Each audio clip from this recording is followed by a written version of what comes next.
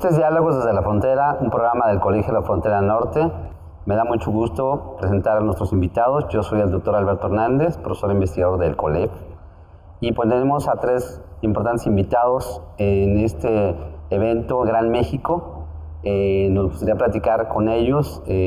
Son perspectivas distintas. Tenemos un historiador, tenemos un agente de cultura, tenemos una antropóloga, comunicóloga. Me gustaría comenzar con el doctor David Maciel. Él es profesor emérito en la Universidad de California en Los Ángeles.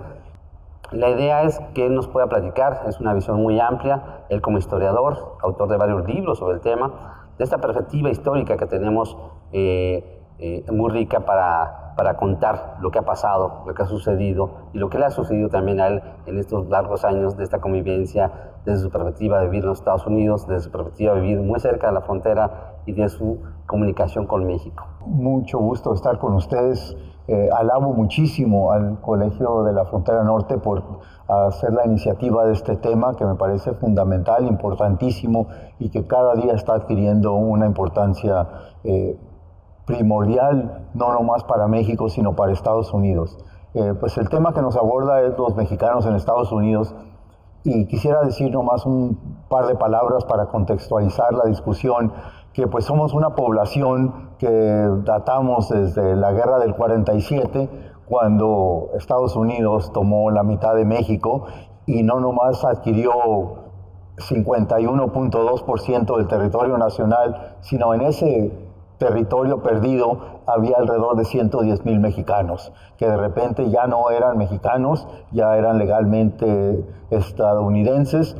Y desde entonces hasta la época ha evolucionado esta población, ha pasado por muchas subas y bajas. Es una historia épica, memorable, llena de tragedias, llena de héroes, llena de desafíos, de luchas por la sobrevivencia. Hoy día, para decirle la evolución, somos cerca de 56 millones de mexicanos latinos en Estados Unidos, primordialmente de origen mexicano. Y otra estadística aún más importante de esa es que todos los demógrafos unánimemente dicen y anotan con toda seriedad que estamos doblando la población cada 20 años. O sea que en menos para 2040 vamos a ser más de 100 millones de seres de origen mexicano principalmente, pero también latino en Estados Unidos, y pues tiene muchísimas implicaciones que también espero que luego podamos abordar de algunas de ellas en lo cultural, lo social, lo económico, lo político, etcétera. Y pues creo que es imprescindible que tengamos diálogos como el que estamos teniendo en este evento para tratar de fomentar nexos entre lo que yo llamo los dos Méxicos. Yo creo que ha sido una sobrevivencia que ha creado, ha innovado en la cultura expresiva de los mexicanos en Estados Unidos, muchísimas de las formas, tanto en la literatura como en el cine, como en las artes visuales, como en la música.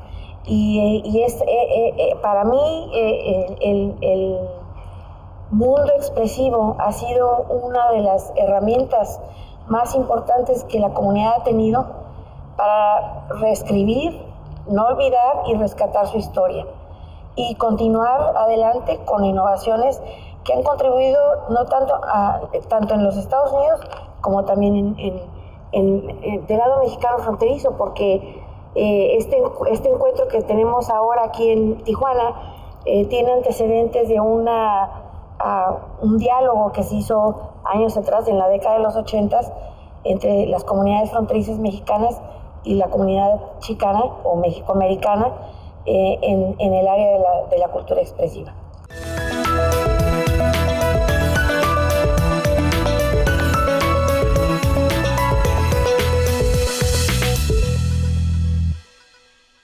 Nos da mucho gusto tener a Norma y pues un poco que nos comentes esta visión que tú tienes de esta presencia, sobre todo tu participación en San Diego es muy importante acerca de tus miradas que tienes acerca del tema de la población Gracias, mexicana. Alberto. Muchas gracias por la invitación. Bueno, creo que, como ha señalado David Maciel, una de las cuestiones más importantes es ver que no toda la población mexicoamericana que está en Estados Unidos es población migrante. Es decir, hay una población que ha estado toda su vida ahí, generaciones de mexicanos en Estados Unidos, pero digamos que el mayor volumen de mexicanos que han llegado a este país ha sido a través de la migración, y lo que es importante señalar es que cuando uno migra, tu principal equipaje es tu cultura.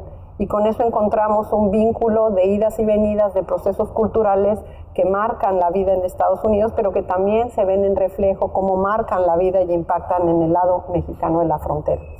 Esta cultura, o este conjunto de culturas, porque es importante hablar que los mexicanos en Estados Unidos no es un grupo homogéneo, es un grupo muy diverso que está marcado por etnia, raza, clase social, lugar de origen. No es lo mismo ser un mexicano en Estados Unidos, en Texas, que en California, ser de tercera generación que recién llegado a los Estados Unidos. Entonces, el universo de los mexicanos en Estados Unidos es un universo complejo, pero que los articula este sentido de origen, de pertenencia de la cultura mexicana, que a veces, que es muy diferente. Por eso creo que es importante que hablemos de los Méxicos en plural. Hay muchos Méxicos en México, pero hay, por supuesto, muchos Méxicos en Estados Unidos.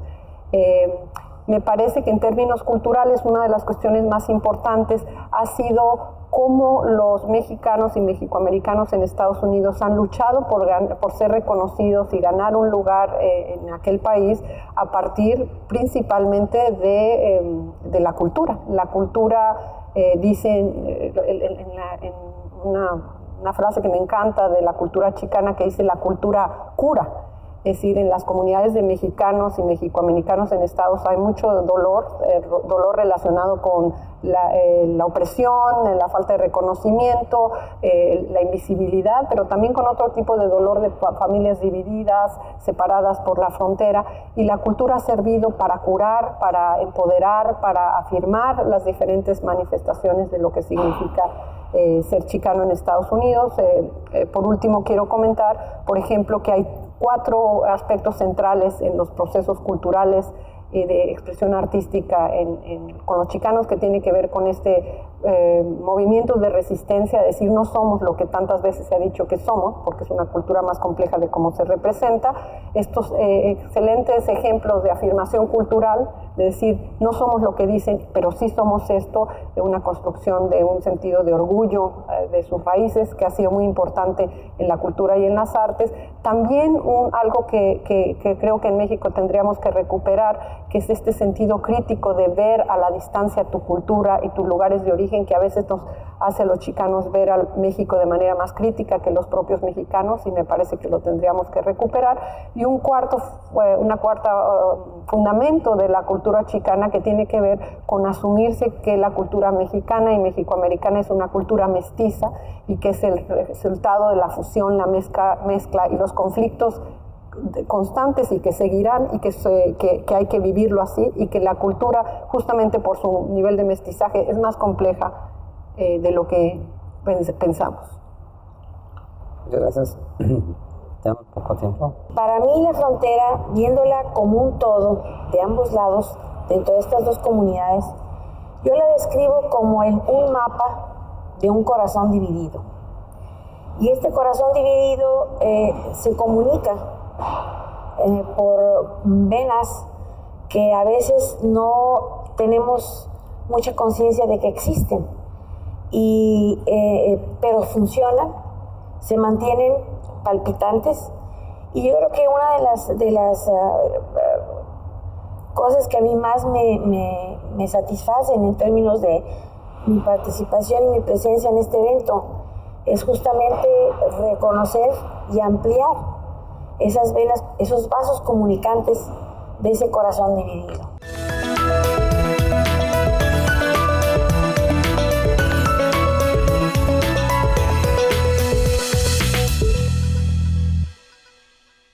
Doctor David Maciel, ayer nos comentabas en tu presentación una frase que daba cuenta un poco de este largo proceso de resistencia, y decías, ¿nos movieron la frontera o nos cambiaron la frontera? Me gustaría que nos explicaras qué entender por esta parte. Fíjate, la historia, como vemos, es muy amplia. Estamos hablando de varios siglos. Y no nomás puede uno decir que en todo sentido la historia de los mexicanos comienza con la guerra del 47, porque las provincias internas ya habían tenido su propia dinámica, su propia cultura, su propia sociedad, muy alejadas de México, como sigue estando la frontera hoy día.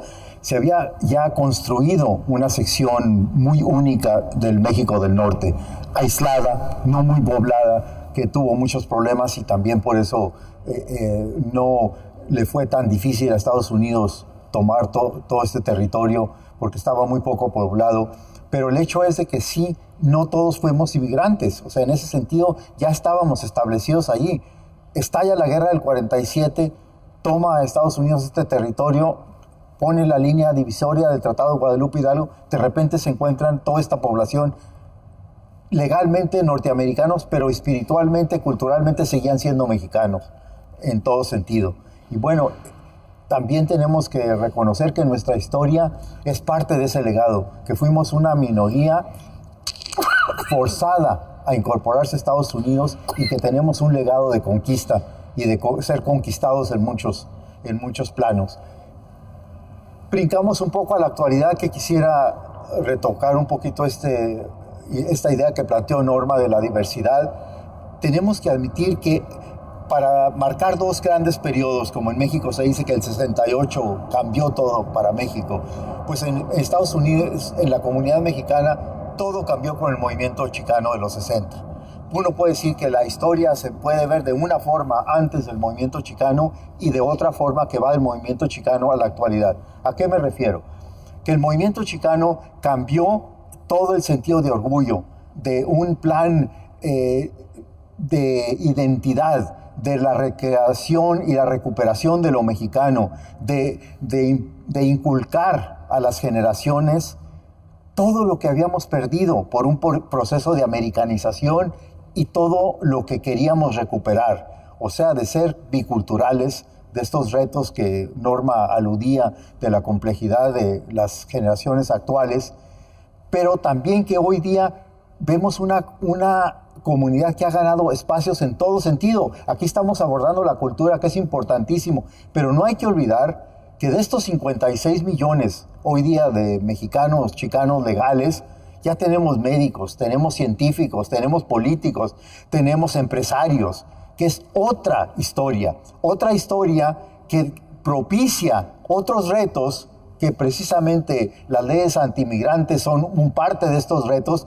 por la latinoamericanización que se está llevando a cabo a una velocidad impresionante en Estados Unidos. O sea, para dar un par de ejemplos y luego seguir con mis colegas, ya no hay región de Estados Unidos donde no haya mexicanos hoy día. Siempre se pensaba que el suroeste, que Chicago era donde había. Hoy día ya no. Hasta en Alaska hay población de origen mexicano. Estos espacios es nuevo que hemos ganado. La representación, no nomás demográfica, sino en todo ámbito, la sociedad estadounidense es nueva. Es otro mundo, es otra sociedad que también nos lleva a plantear ideas y debates más globales, que entra todo esto dentro. ¿Hacia dónde va Estados Unidos? ¿Qué clase de país va a ser en las próximas décadas, cuando la población mexicana, latina, va a ser una parte importantísima y visible como nunca en momentos anteriores?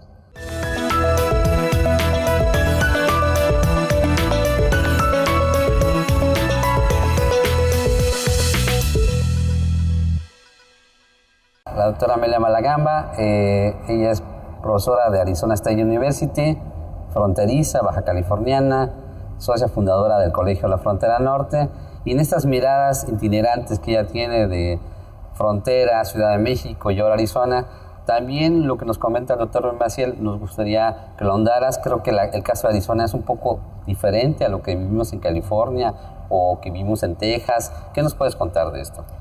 Arizona, si tuviera yo que escribirlo con dos palabras, sería todo, bueno, tres, sería todavía el Wild Wild West, en términos de la mentalidad de muchos de sus habitantes. tiene apenas 100 años de haberse formado como Estado dentro de la Unión Americana. En el 2012 celebró el centenario de su ingreso como Estado. Y fue y continúa siendo en el imaginario de muchos un lugar donde la gente puede huir de su realidad en otras partes de la Unión Americana y llegar y esconderse y guardarse. Esto ha propiciado movimientos de derecha muy fuertes, grupos de extrema derecha militantes que han encontrado un campo muy fértil dentro de este contexto del Wild Wild West y han coadyuvado a la creación y la aprobación de leyes que literalmente persiguen, como en la época de los 800, no a caballo, pero ahora en carro, a cazar a los mexicanos. Cuando se firmó hace 2 o 3 años la ley SB 1070, esa fue la firma de esa ley que permitía detener a cualquier persona solamente por su apariencia, permitió el desafuero o la entrega abierta a las peores manifestaciones racistas en contra de nuestros mexicanos en el Estado. Y ha sido un Estado que revive desafortunadamente lo peor de las experiencias que los mexicoamericanos y los mexicanos en Estados Unidos han tenido a través de estos años que tú nos describes. Regresa con una virulencia espantosa, pero que se encuentra, y esto lo retomo de parte de lo que tú dijiste, David, y lo que tú comentaste, Norma, se encuentra con una voz que responde que antes no había, antes del movimiento chicano, y que a través de estos 40 años o más se ha ido enriqueciendo. Y entonces ahora estas comunidades que atacan a los mexicanos se ven contraatacadas a su vez por discurso, por acción y por participación política. Norma, un breve comentario que quisieras para cerrar. Bueno, quiero retomar parte de lo que dijo David, en el sentido de que no es lo mismo antes del movimiento chicano que ahora, y yo creo que no solamente por lo que decías, la densidad demográfica, sino por toda una cultura política distinta, una forma de hacer política distinta en Estados Unidos por parte de la población mexicana y mexicoamericana.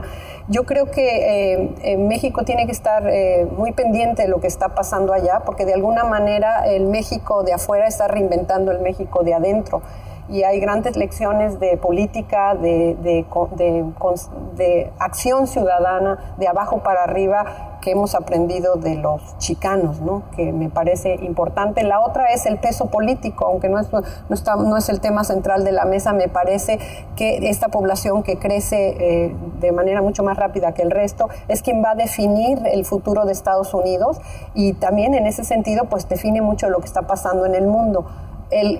No es gratuito que México tenga, como se nos informó ayer, el país que tiene más consulados en un país, 55 consulados en Estados Unidos. Ningún otro país en el mundo tiene tal nivel de representación de su población en otro país. Y esto también habla de cómo Estados Unidos se está convirtiendo en el laboratorio de los procesos sociales, culturales y políticos del mundo. Hay gente interesada en todo el mundo en ver qué es lo que está pasando con los mexicanos y mexicoamericanos allá. Me parece que esta es una oportunidad de probar nuevas formas de acción política, de una forma de recrear la cultura que en mucho tiene que ver con la globalidad.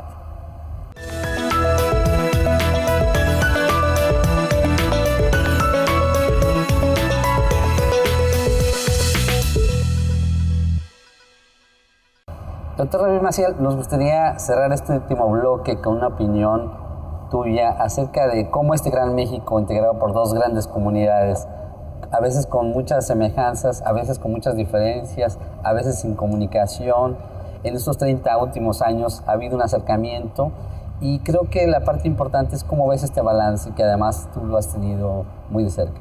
Sí, pues yo sí quisiera concluir con estas reflexiones que, como bien dices tú, ha sido una historia de encuentros y desencuentros entre los dos Méxicos, pero creo que ahora estamos en otro momento, como ya hemos dicho, por muchas razones, no nomás el crecimiento de nuestra población, los espacios que hemos ganado, pero también las nuevas generaciones que están deseando a muerte recuperar su legado, ser bilingües, perfeccionar su español. El otro día escuchaba una conferencia de Jaime Labastida, el presidente de la lengua y siglo XXI, como sabemos. Él decía que ya hoy día Estados Unidos es el segundo país donde se habla español en el mundo. Y esto no se puede decir ni hace 20 años. Y que él decía que esto está aumentando la recuperación del idioma. Eso lo veo en mis alumnos, lo vemos en nuestros temas culturales que hemos abordado en este coloquio.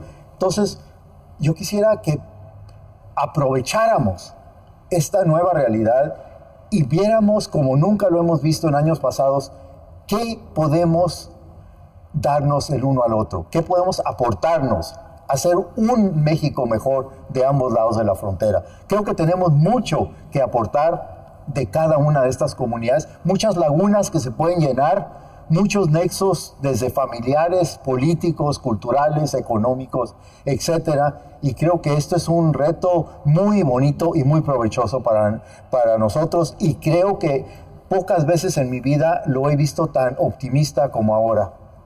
Gracias. Doctora Amelia Malagamba. Completamente de acuerdo con el planteamiento de David, pero yo también diría que en todo esto también tenemos mucho que aprender con humildad de ambos lados. Tenemos, tanto los mexicanos de México como los mexicanos en Estados Unidos, tenemos mucho que aprender los unos de los otros. Yo, como profesora de Historia del Arte, me doy cuenta de la sed que tienen los estudiantes mexicanos en Estados Unidos por saber de la historia del arte mexicano, por saber de las historias antes de la conquista, de las comunidades indígenas, las gloriosas culturas de antes de la conquista, el proceso de colonización hasta llegar a nuestros días. Y a la vez la necesidad que ellos tienen y de buscar los conductos y los canales por los cuales ellos pueden regresar a tener contacto físico, emocional con ese México que a veces lo ven tan distante porque no pueden cruzar. Entonces, yo creo que esta cuestión de cómo aprender, cómo intercambiar, cómo darnos los unos a los otros, tenemos que utilizar estrategias que tal vez no hemos pensado, que habrá que reflexionar sobre ellas, de manera de que vuelvo a los vasos comunicantes, que esos vasos comunicantes con las tecnologías de ahora y con formas innovadoras podamos acercarnos más y aprender más y intercambiar más. Si me permites nomás un pequeño comentario. Creo que también no quiero dejar la idea de que no hay un gran reto, todavía hay un gran desconocimiento por ambos lados, del uno y el otro. Pero yo lo que me refería era que veo nuevas ímpetus para cerrar estas brechas que las hemos tenido y la continuamos teniendo. Gracias, doctora Norma Iglesias. Pues coincido totalmente con lo que han dicho, pero quisiera enfatizar, por ejemplo, no nuevo, pero mucho más evidente papel que están jugando las personas que viven simultáneamente en ambos lados y que tiene que ver con la realidad de la frontera y esta creciente población transfronteriza que es perfectamente bilingüe, bicultural, que tienen en muchos casos la doble nacionalidad y que de alguna manera se han vuelto en los puentes, en los traductores, que son parte activa de ambas sociedades, que pueden jugar un papel importante en términos de los articuladores de estos diferentes Méxicos que tenemos. Entonces quisiera enfatizar este papel importante que están jugando las comunidades de las fronteras entre México y Estados Unidos, y especialmente sus jóvenes, que sirven de puente y de traductores y que habrá que enfatizar porque esto abre la posibilidad de mejores relaciones entre estos muchos Méxicos, porque creo que no solo son dos, son muchos. Hay muchos Méxicos en Estados Unidos, hay muchos Méxicos en México. Muchas gracias a nuestros invitados, a la doctora Amelia Malagamba, Arizona State University, al doctor David Maciel, ahora profesor invitado en la UNAM y distinguido profesor de la Universidad de California en Los Ángeles, a la doctora Norma Iglesias de la Universidad Estatal de San Diego State University, y muchas gracias por acompañarnos en este programa de Diálogos de la Frontera. Hasta luego.